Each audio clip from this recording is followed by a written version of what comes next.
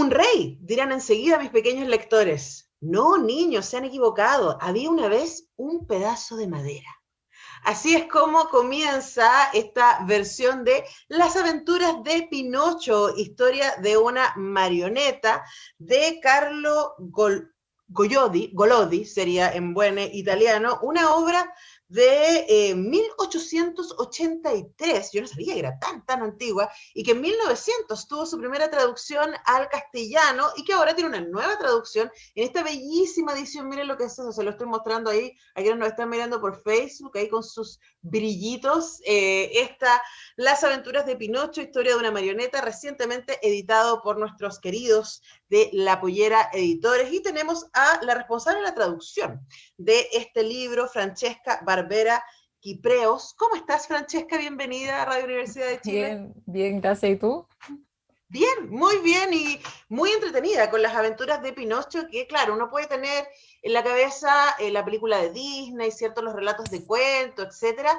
Pero, y yo hace poco en Santiago a Mil hubo una versión teatral francesa de las aventuras de Pinocho este año, que de hecho está bastante cerca de lo que Collodi escribió en su momento, pero uno olvida probablemente o no sabe la cantidad de aventuras, la cantidad de personajes, es de verdad es un sinfín, es un capítulo tras otro a este Pinocho, le pasan y le pasan y le pasan y le pasan y le pasan cosas.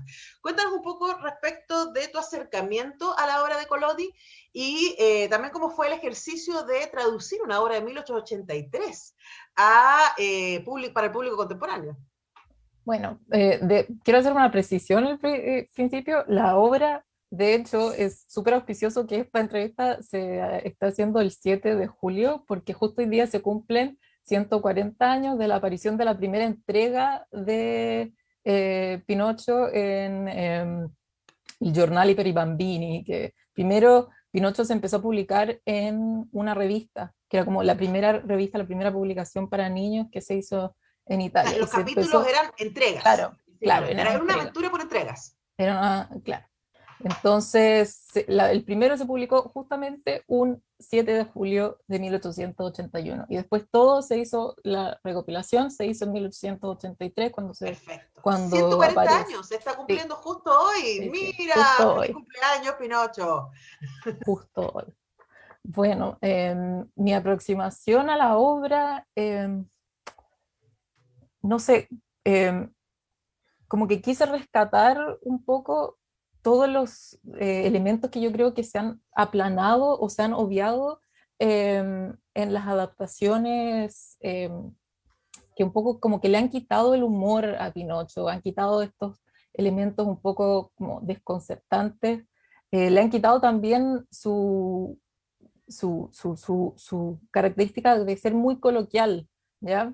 Las traducciones generalmente, las traducciones de clásicos a nosotros nos llegan con traducciones ibéricas, Ujú. de España, y eso en verdad de repente eh, como que anquilosa el libro, lo hace rígido, lo hace demasiado lejano, siendo que uno cuando ve el original ve que es una obra que incluye, no sé, palabras en dialecto, ¿ya? Que incluye mucho como trato informal del narrador a los lectores, el narrador se dirige directamente a los lectores.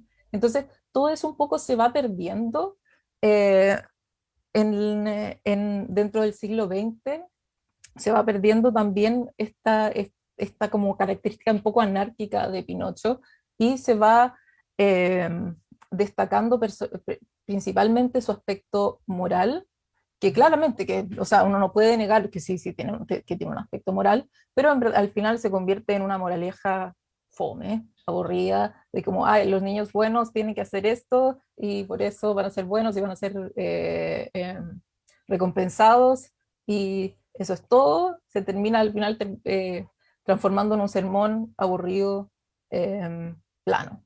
Claro, o sea, efectivamente tiene esta cosa leccionadora, ¿no? De Mm, si te portas mal, van a pasar estas cosas, si te portas bien, van a pasar estas otras cosas, pero para probar ese punto, a ujú, Pinocho le pasan 1500 cosas y a ujú, veces incluso cuando él trata de, porque cuando él se va, por ejemplo, con el gato y el zorro, que le ofrecen, ¿cierto? Que con sus 5 moneditas de oro él va a poder tener miles y las plantas y sale un árbol lleno de monedas, ujú, él igual está pensando en, yo voy a llevarle la plata a mi papá, entonces si le ujú, llevo más plata a mi papá va a estar mejor. claro, Entonces no siempre Pinocho está llevado por el desorden o por la cosa malintencionada, a veces extremadamente inocentona. claro. Y hay este juego, ¿no? A mí me encanta cómo parte. Y con y también hay una cosa como rocambolesca del libro que es muy físico, es muy, uno pensaría, ¿cierto?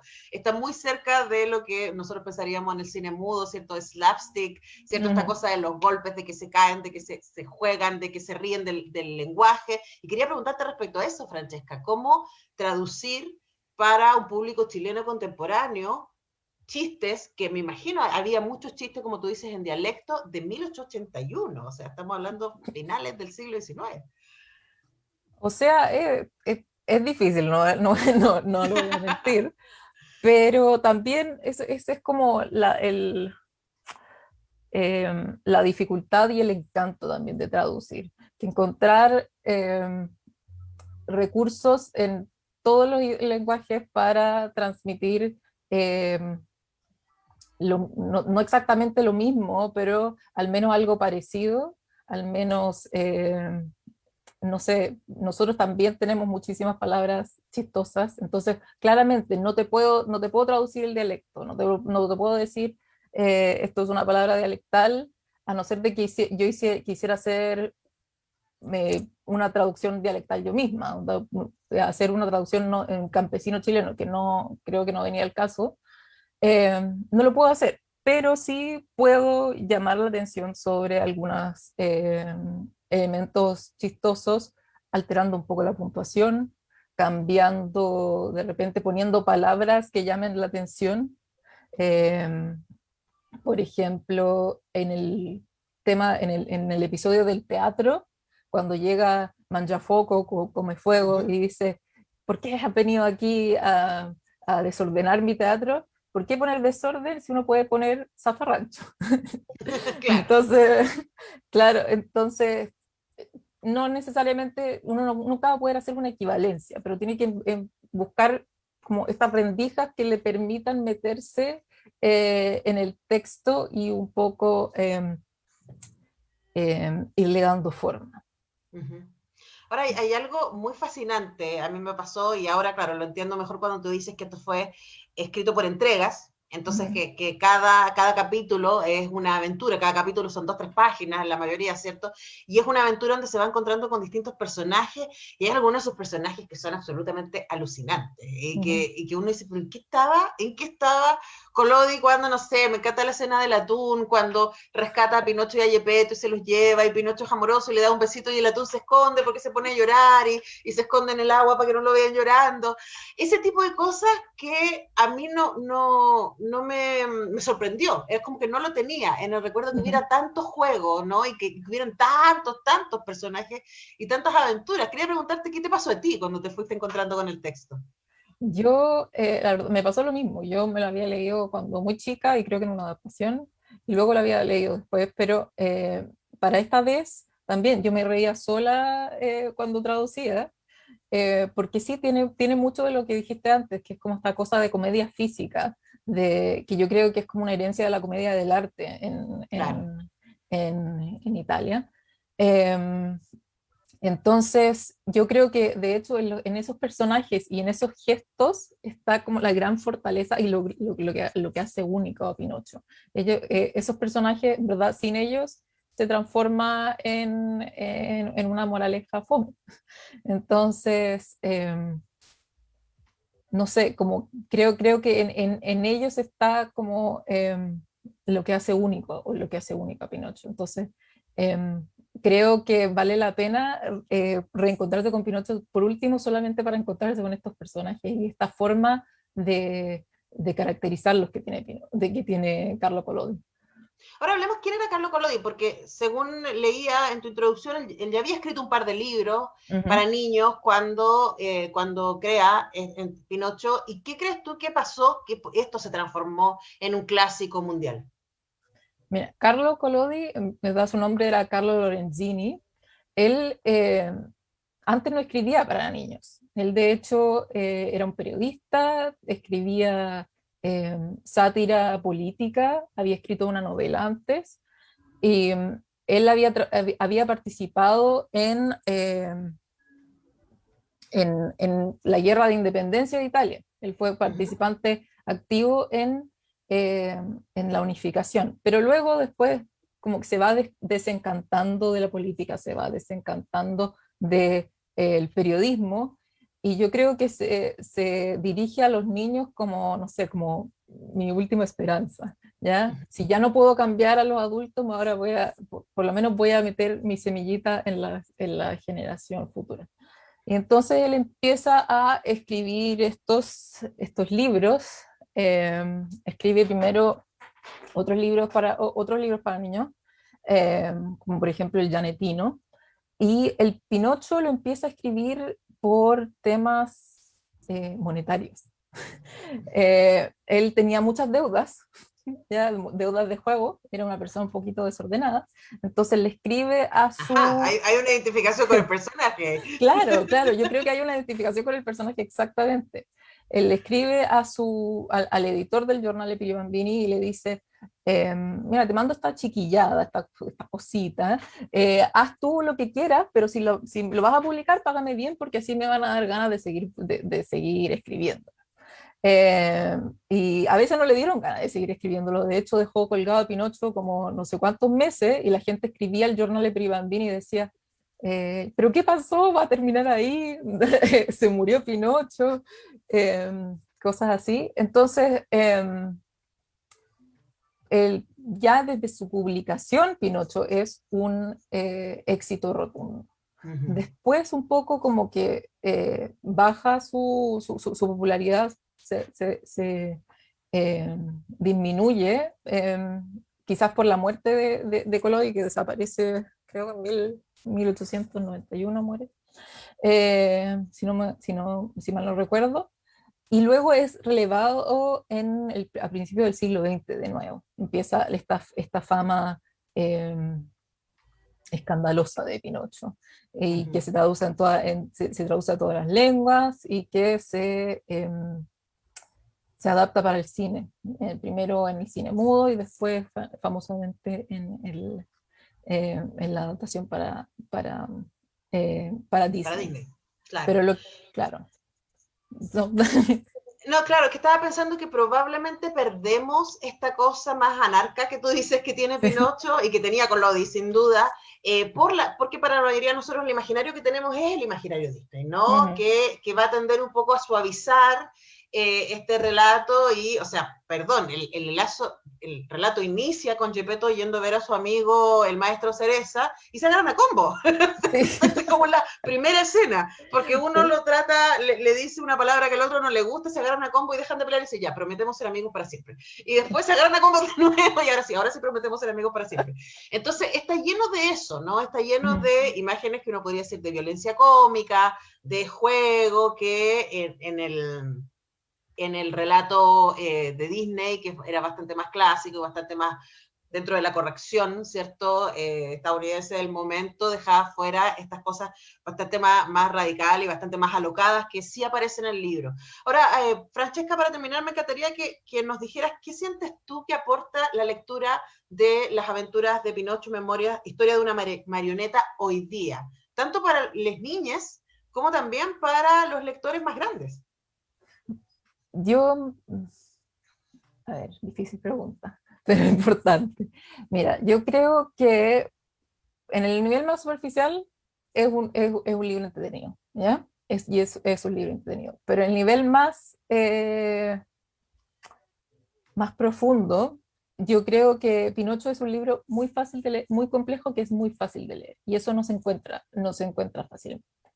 Eh, Creo que es un libro que tiene profundidades insospechadas, que nos hace pensar en qué es lo que nos hace humanos, al mismo tiempo que nos hace reír, que, es bastante difícil, es un libro también que está lleno de contradicciones. Entonces, si un adulto se quiere acercar a este libro, por ejemplo, tiene lados, por ejemplo, que son muy moralistas, pero también nos muestra la parte fea de la moral, la parte que sufren, por ejemplo, la gente que no se conforma con la moral, como hace Pinocho, como por ejemplo su amigo Mecha, que al final muere agotado de trabajo, te convertido en burro. Entonces, es un libro que extrañamente para una novela para niños, en sí mismo contiene su propia negación. Y eso yo creo que es maravilloso, que solamente las grandes obras lo tienen. Eh, entonces, yo creo que claramente es un libro divertido, que tiene la posibilidad de hacernos reír muchísimo. Creo también que para niños no se puede haber un miedo quizás, en que es un libro que tiene violencia, que tiene comedia física de repente un poco dura, pero también creo que no subestimemos a las niñas, no lo subestimemos. Yo creo que son muy capaces de entender todo y por último, si no entender, no lo entienden, lo expanden. Uno nunca sabe cómo va a reaccionar un niño y puede que entienda muchísimo más de lo que pensamos. O sea, todo esto, dejar de tener esta visión como un poco adultocéntrica de la lectura. Creo que es importante. Pero bueno, eso, es un libro divertido que hace reír y al mismo tiempo es un libro que tiene profundidades insospechadas y que divierte mucho al mismo tiempo que nos hace pensar en eso. Ahora, a mí me encanta la posibilidad que tienen las niñas hoy de leer o escuchar esto sin haber visto la película. Ujú. Me imagino la escena de un papá o una mamá leyendo esto con sus niñas y que sea pura imaginación, porque a mí esa fue una de las cosas que me sorprendió también, la imaginación desbordada de color es una cosa impresionante, Ujú. las imágenes que crea, cómo hablan los personajes, las vueltas que se da, que aparecen y desaparecen constantemente en el relato, ¿no?